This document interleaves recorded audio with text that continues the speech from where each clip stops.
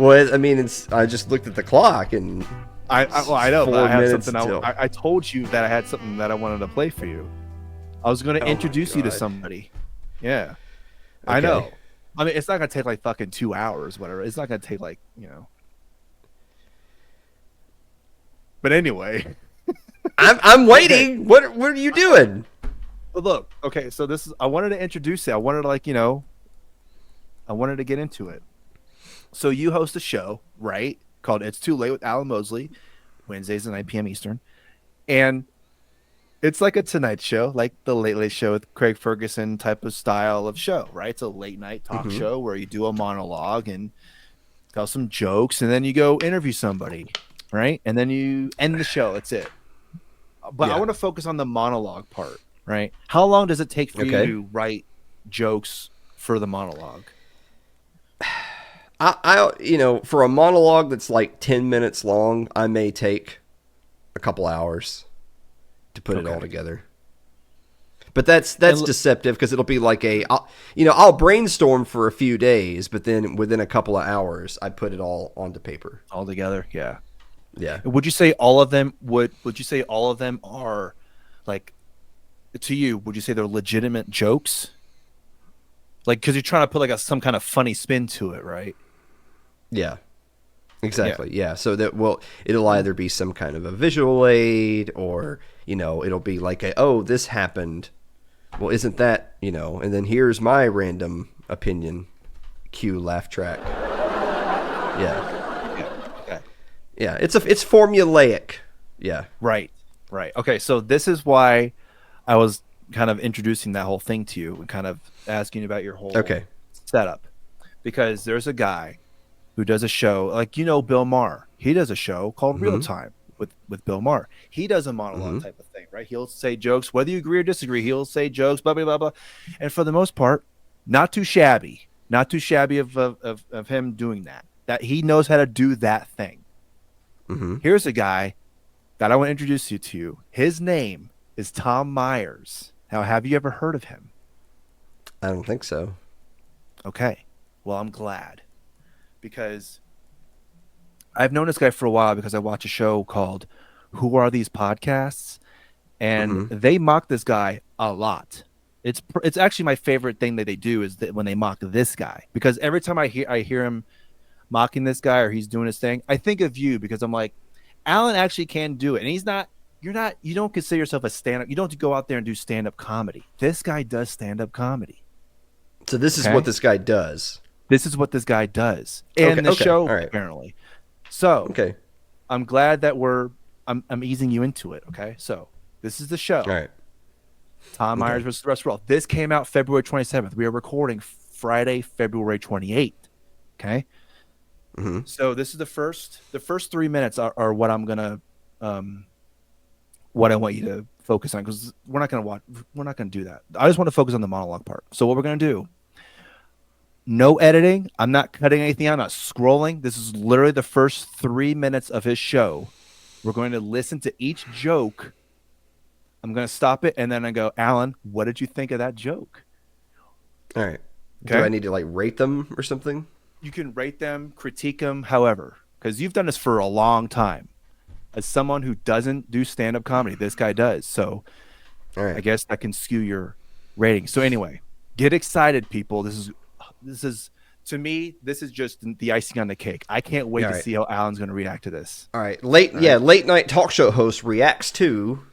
Yes. Yeah. All right, let's go.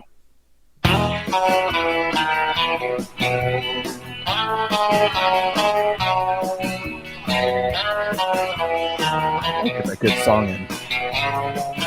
Interesting music choice, yeah. Yeah. Okay. Hello, and welcome to Tom Myers versus the Rest of the World. A lot's been happening this week. Donald Trump is looking to take over the United States Postal Service. One thing he wants to do now is come out with stamps with his likeness on them. I find that shocking. People still buy stamps?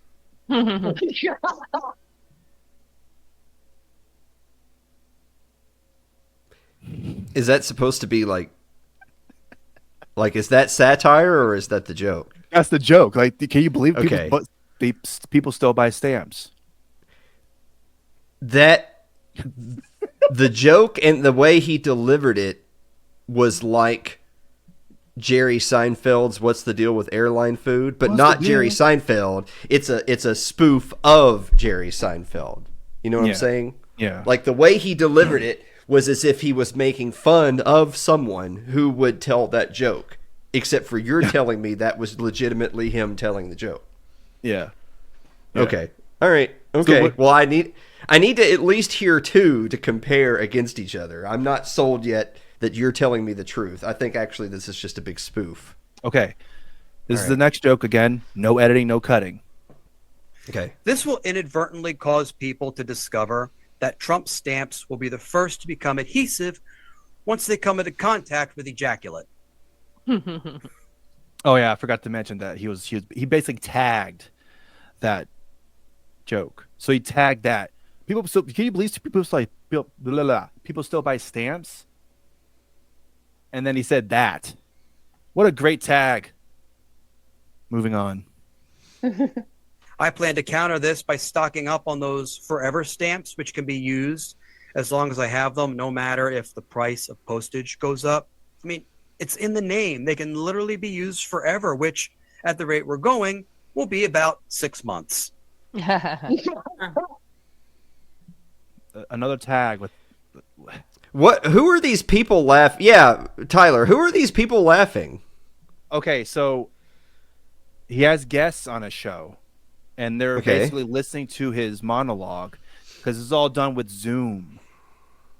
This is all done with Zoom. They're not in person. It's all done in Zoom. That's why it sounds very, laggy. Yeah, I was gonna say we're not. Well, there's no video then. Yeah, it's just audio. Okay. Yeah. All right. I know. I'm sorry. It feels like we've gone like 5 minutes. It feels like I've gone like 2 hours just listening to this. All right, let's move on to the next one. A new poll says that 14% of Americans approved of Trump pardoning the January 6th prisoners. What the poll didn't take into account was that all of that 14% were the January 6th prisoners and their families.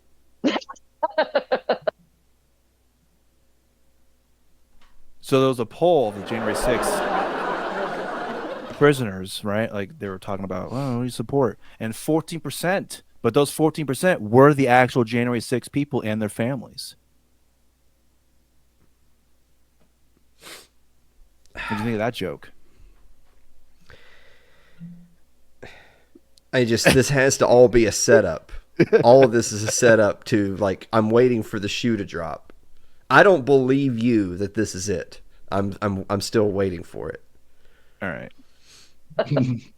Since he took over as chair of the board of directors for the Kennedy Center for the Performing Arts, Trump has canceled an appearance there by the men's gay chorus, saying that the only homosexual activity that should take place in D.C. is people asking him for a job in his administration.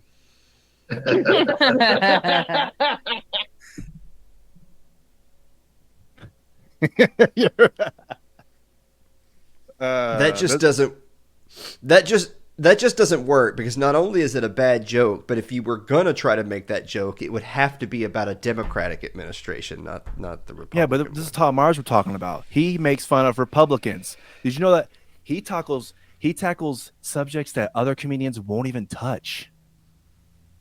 Did you know that? All right, let's keep going. Defense Secretary Pete Hegseth said about Trump's firing of the Joint Chiefs, "We want lawyers who don't exist to attempt to be roadblocks to anything that happens." Anything that happens? Is it too much to wish that this anything that happens is him trying to get rid of a hooker after she's puking up outside a hotel in West Palm Beach after drinking too many Zimas? I'm only joking, of course. There's no evidence that Pete Hegseth has ever paid a hooker. He kills them immediately. Oh. For legal reasons, I have to say that's not true, to the best of my knowledge. Man, how many tags are you going to put on there? God damn. Look, I think I'm very fortunate to have met some of the coolest people in the world that I consider to be great friends. But I can't think of any of my friends who would come on my show and me tell those jokes and them be my live laugh track. I think they would all tell me, Alan, it's not working. Yeah. They'd be, giving me the time. Yeah. I have a heart out. Jesus.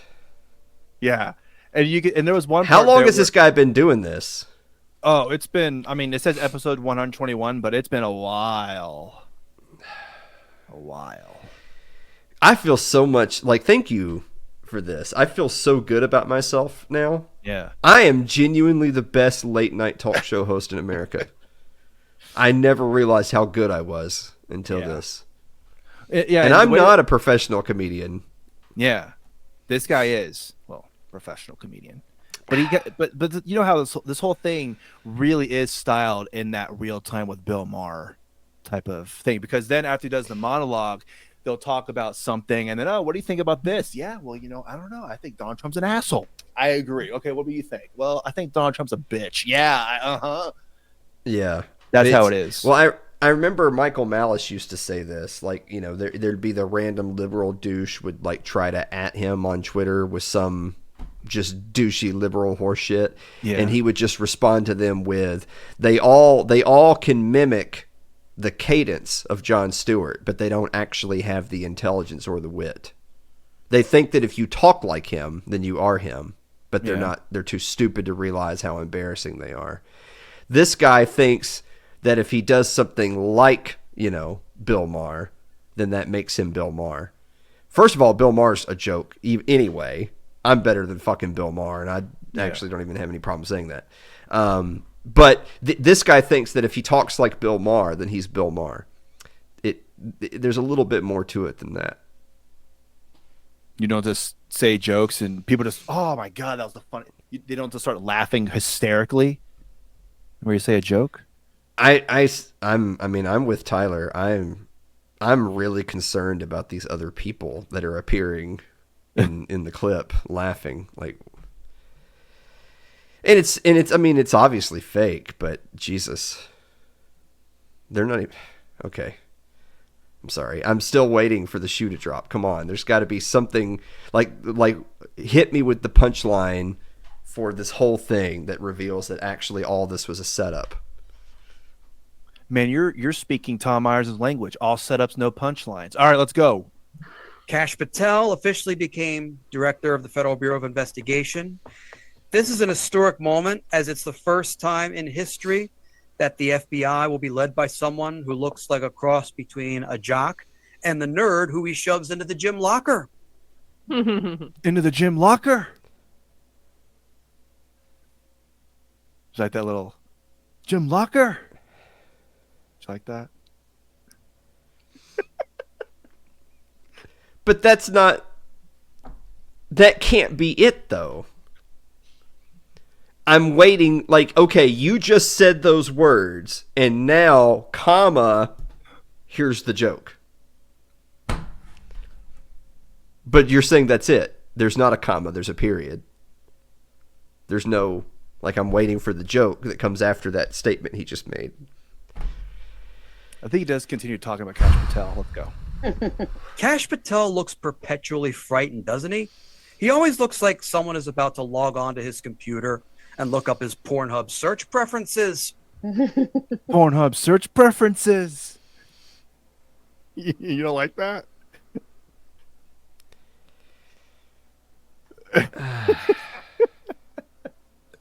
This is so enjoyable for me, just watching you react to this. This is great.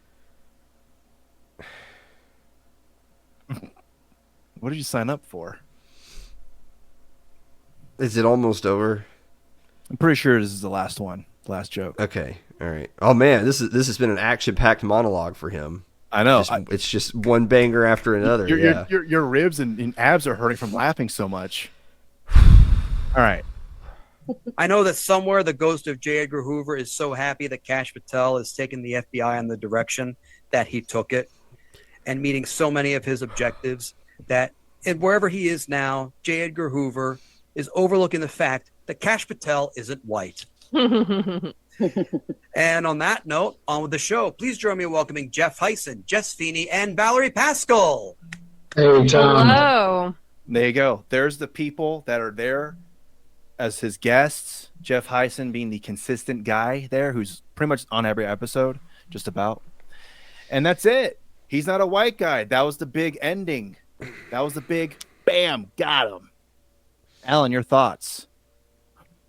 Everything about it, from the graphic to the no video at all, to the audio quality and the audio quality of the guests and the fake heh. Yeah.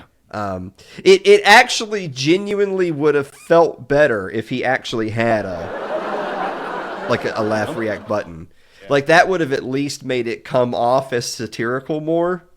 I still refuse to believe that was a genuine attempt. I still think that this has to be satire. You think There's so? no way that's real. There's just no way. I mean, it's just, how could you be that? I don't know. I was going to say, how can you have that complete lack of self-awareness? That's autism, my friend. We joke about autism all the time. That right there is autism. But yeah, like you said, he was just going one after the other. Bam, boom, bam. Got him. And then he's not a white guy. Ooh, damn, he got him. And then everyone's laughing. They can't hold their laughter. It's just... That also means, because you weren't even like 3 minutes into that clip, and the beginning of the clip was the intro music. So that means his actual monologue was only like 2.5 minutes long. Yeah. It was 2.5. He crammed all of those setups with no punchline into 2.5 minutes, and that was the monologue of his late night show. Damn. Maybe I am made for this. Yeah. So... you don't feel so bad now, huh? Look, this guy out here is doing it, and you're doing it way better than he is. I mean, God forbid you just at least make it look like a late night show. Yeah. And sound like and that music, my God, just the intro, like, would it kill you to have a little, Wait, you don't like the intro with the guitar? You don't like that? Like, I'm gonna be honest, my intro is fucking sick. It's not too shabby. Yeah, it's not too bad. Yeah. It's one of those things where I don't appreciate it anymore because I've sat here and heard it, hundreds and hundreds and hundreds of times, that now I'm just like, I'm waiting for it to be over. Yeah. But it's one of the, sometimes you have to take a step back, and like assess. So, but yeah, the whole big band and the logo, and yeah. He just had like, it looked like fucking Miami or something. That's the other part of it. Like, who does a late night show like on South Beach? I don't know if that really works for late night. Well, he lives in Maryland, if you want to know. He lives in the great state of Maryland. Yeah. He sounds like someone that would be from Maryland. Yeah. Well, thank you for that. You're welcome. I'm so glad that I stopped our finale music so that I could listen. Yeah. We got to end it with the falling climax to a sudden crash. No one is climaxing to that show. I mean, if you are, you got some problems. I think you need to go to a mental hospital. Yeah. So when he releases a new episode, guess what we're going to be doing? I thought we were doing That Was Gavin Newsom.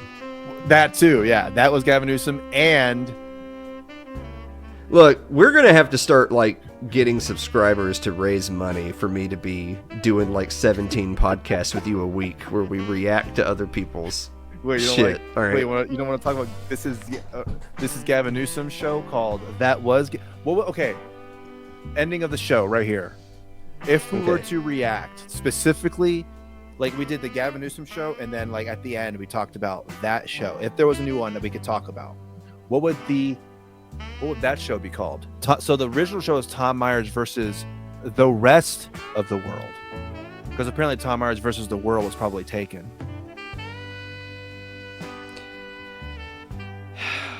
So the original show is Tom Myers versus the rest of the world. Yes. I mean, the easy thing to do is just swap it around. So, rest of the world meet Tom Myers. Hell yeah. And so we're introducing the rest of the world to Tom Myers. Yeah. Yeah, there you go. Perfect. He's like, man, I've been getting confused lately. This is pretty good. I mean, to be fair, too, Julio's podcast, I've been reviewing his show for a while, too. Yeah. He doesn't take it very well. So you better watch out, Alan. He might come after you. He might be like, hey, don't be shitting on my stuff. It's fantastic. All right? Mm-hmm. So you better watch out. He might come after you. And your Who, that Tom Myers guy? Tom Myers, yeah. No, I'll do my best Tom Myers impression. Yeah, that Alan Mosley guy, he's just jealous of my show because, as Tony the Tiger says, it's great. That's too good for Tom Myers' joke. That's too good. No, I thought that actually was pretty good. That's just the level of, wait a minute, was that the joke?